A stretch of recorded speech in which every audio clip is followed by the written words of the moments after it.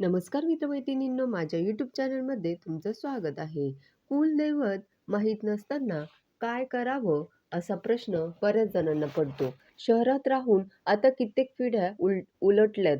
त्यामुळे बऱ्याच जणांना आपलं कुलदैवत कोण हे माहीत नसतं. पण काळजी करू नका, देवाला भक्ताची ओढ असतेच, तो मार्ग दाखवतोच. चला तर यावर साधे सोपे उपाय करून बघूयात. सगळ्यात आधी आपल्या घरातल्या आजी-आजोबांना किंवा गावातल्या चुलत्यांना गाठून त्यांना विचारावं, की आपलं मूळ गाव कोणतं? लग्नानंतर नवरीला घेऊन आपण पहिल्यांदा कोणत्या देवाच्या दर्शनाला जातो? घरात देवाच्या देव्हाऱ्यात कोणत्या देवाचे टाक आहेत? कुलधर्माचा गोंधळ किंवा जागर आपण कोणाच्या नावाने करतो? या सर्व गोष्टी विचाराव्या आणि जर घरात कोणालाच माहीत नसेल, तर आपल्या आडनावाचा आधार घ्यावा.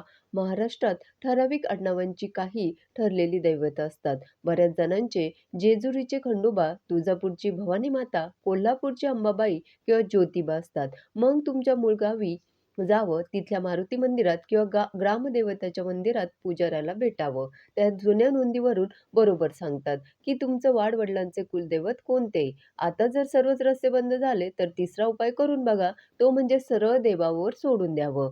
यासाठी भक्तीच्या मार्गावर जावं. रोज हात जोडून श्री कुलदेवता नमः या मंत्राचा जप मनापासून करावा. असं म्हणतात, की मनोभावे हा जप केला, की काही दिवसातच कोणीतरी ओळखीचा माणूस अचानक भेटतं किंवा स्वप्नात दृष्टांत होतो आणि देवाची माहिती मिळते. हे खूप जणांच्या बाबतीत घडलंय. आता असा अनुभव तुम्हालाही आलाय का? कमेंट करून नक्की सांगा. याही व्यतिरिक्त आजकाल इंटरनेटवर प्रत्येक जाती धर्माचे आणि आडनावांचे ग्रुप्स आहेत. Facebook किंवा WhatsAppवर आपल्या शहाणुकी किंवा आपल्या समाजाच्या ग्रुप्समध्ये पोस्ट टाकावी. आमचं आडनाव हे आहे आणि आमचं गाव हे आहे.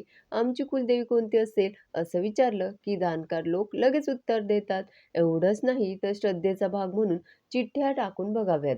जेव्हा 2-3 देवांच्या नावावर शंका येते, जसं काही म्हणतात जेजुरी तर काही म्हणतात ज्योतिबा, तेव्हा एका वाटीत त्या देवांच्या नावाच्या चिठ्ठ्या टाकाव्यात. एखाद्या लहान निरागस मुलाला किंवा मुलीला त्यातील एक चिठ्ठी उचलायला सांगावी. जी चिठ्ठी येईल त्यालाच आपलं दैवत मानून श्रद्धेने कामाला लागावं. एक गोष्ट लक्षात ठेवावी, देव हा भावेचा भुकेला असतो. जोपर्यंत नाव माहीत होत नाही, तोपर्यंत माझ्या कुलदेवताला माझा नमस्कार असो, असं म्हणून मनोभावे पूजा करावी. तो नक्कीच प्रसन्न होईल. तुम्हाला कुलदेवता किंवा कुलदेवी शोधायचे असेल, तर हे खूप सामान्य प्रश्न आहे. विशेषतः शहरात राहणाऱ्या किंवा पिढ्यानपिढ्या दूर गेलेल्या कुटुंबांमध्ये बहुतेकदा माहिती हरवते. पण शोधण्याचे अनेक प्रभावी आणि पारंपरिक उपाय आहेत. हे उपाय अनुभव, शास्त्र आणि लोकपरंपरेत आलेले आहेत. काहींना तर याचा अनुभव सुद्धा आलेला आहे. असा एकच उपाय आहे जो लोकप्रिय सुद्धा आहे आणि पारंपरिकरित्या केला जातो. 11 मंगळवारी सुपारीवर पूजा करून कुलदेवताची प्रार्थना करावी. ज्योतिष किंवा पुरोहितांकडून कुंडली पाहून किंवा अनुभवी ज्योतिषी पुरोहितांकडून आपण गोत्र आणि प्रदेशावरून कुलदेवता जाणून घ्यावी आणि आधी सांगितल्याप्रमाणे तात्पुरता उपाय तुम्ही करू शकता. तो म्हणजे कुलदेवता माहीत नसेल तर श्री कुलदेवताय नमः या मंत्राचा जप सुरूच ठेवावा. पूर्वजांची ही प्रार्थना करावी, श्राद्ध नियमित करावं, अन्नदान आणि प्राण्यांना खायला घालावं.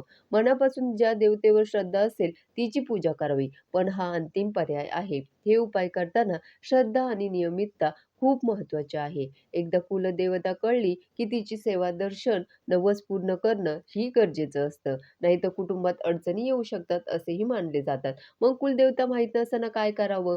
याचं उत्तर तुम्हाला मिळालं असेल आणि हे उपाय तुम्ही करून बघाल अशी खात्री आहे. ज्यांचे अनुभव तुम्हालाही नक्कीच येतील. मात्र हे अनुभव शेअर करायला विसरू नका. तुमची कुलदेवता कोणती? तुम्हाला तुमच्या कुलदेवतेची माहिती कशी मिळाली? कमेंट करून नक्की सांगा. आणि ज्यांना आपली कुलदेवता माहीत नाही, त्यांनी कमेंट करायला विसरू नका. धन्यवाद.